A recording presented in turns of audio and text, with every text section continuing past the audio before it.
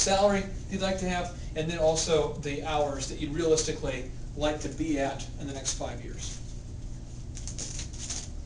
And then after you've done that, if you take just a second to write down the 1 year, as far as 1 year from now, if you were to start working here, let's say tomorrow, 12 months from now, what's the amount of money you would have liked to have grossed in the next 12 months? I guess I'm going to pick on you since you're the the insurance experience. As an insurance salesman where you were working at previously, were you an employee or were you self-employed there? I was at 1099.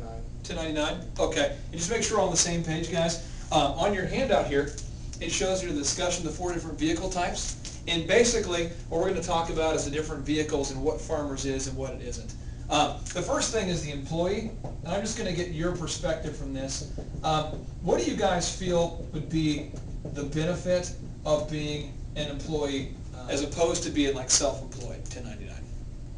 Well, generally you have a guaranteed paycheck. Okay, so I'm going to write the guarantee down.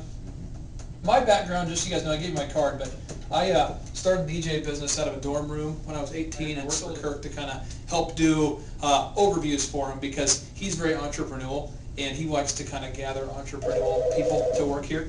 But the guarantee, I would say definitely, I know there's many times where we had long nights at DJ Connection where I was wondering how I was going to pay the bills, so the guarantee would have been nice too. So guarantee, I would agree with you on that. What's another benefit you think of being an employee versus self-employed? Group health. Group health, okay. So you got the group health going on here.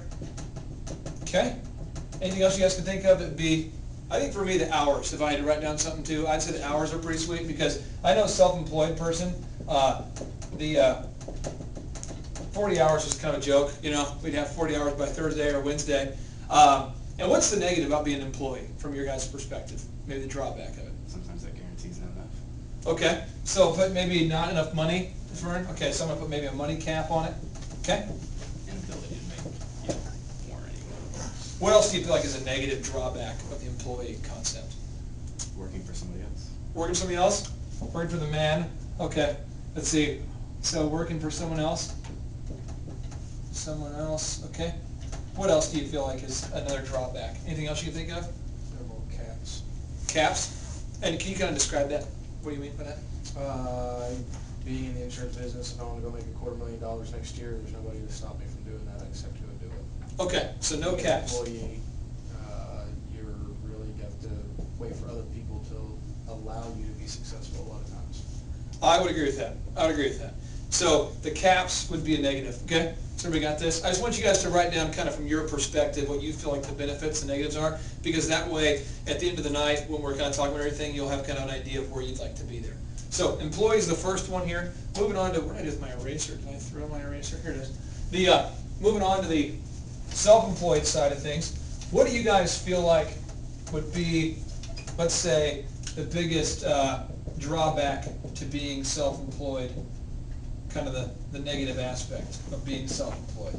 What would be a reason why you wouldn't want to be self-employed?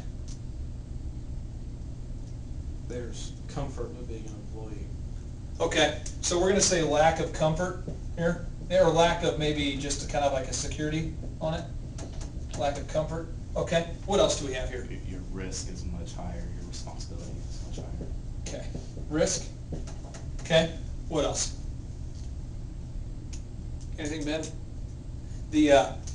Anything else you got there negative?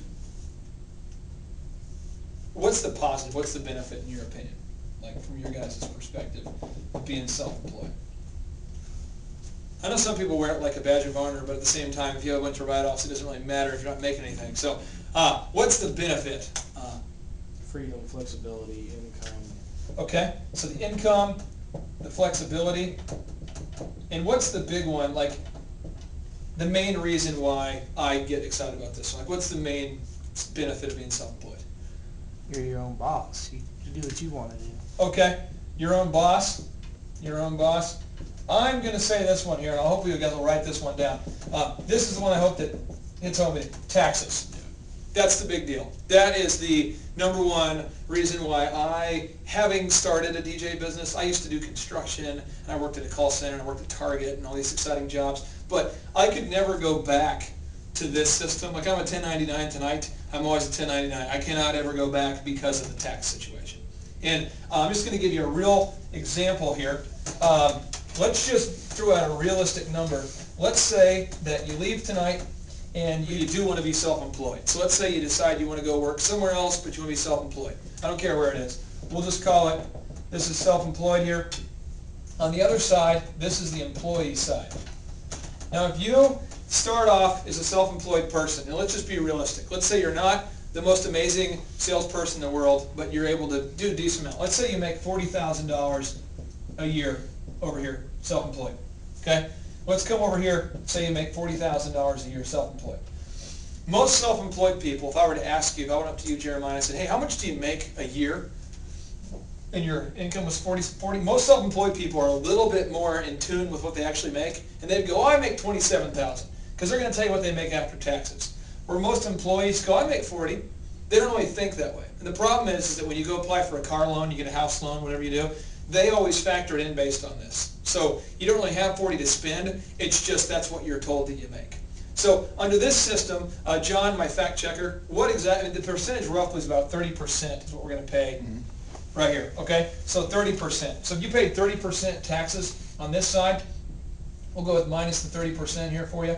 You're going to be looking at, let's go with 28,000. There we go, 28,000 is what you're going to get to see, what you get to actually spend if you're taking the wife out for a date, getting the kids presents, whatever. On this side, let's just be real for a second. Let's say we don't, I'm not going to be one of these jackasses that just buy stuff to write it off. I'm actually just going to write off normal stuff. Car, let's say you drive 10,000 miles a year. Is that fair? Do you drive more or less than that? Anybody? I drove 42 last year. 42,000 last year? You're crazy. This might be your thing then. Right. Just go back and forth. Okay, but let's just say you did 10,000 miles, okay? If you do 10,000 miles, the government allows you to write off about 55 cents a mile right now. So if you're writing off 55 cents a mile, you're going to end up having a write-off of $5,500 right away, okay? And then if you have a cell phone, it's $100 a month, and you have 12 months going on there, you're going to be at $1,200 right here. And this is before you've even like worked out of your house or anything. So on this side, your taxable income is $34,500 right here, and you pay taxes on this amount, but you already had this stuff paid for. Well, this guy's got to get all this, the phone and the car, using the 28 that's left. So you come out ahead a lot. And if you sit there and look at it all, you'll come out about 25 to 30% ahead right here, day one, if you're self-employed. So the major benefit of being self-employed, I would tell you, is definitely the taxes.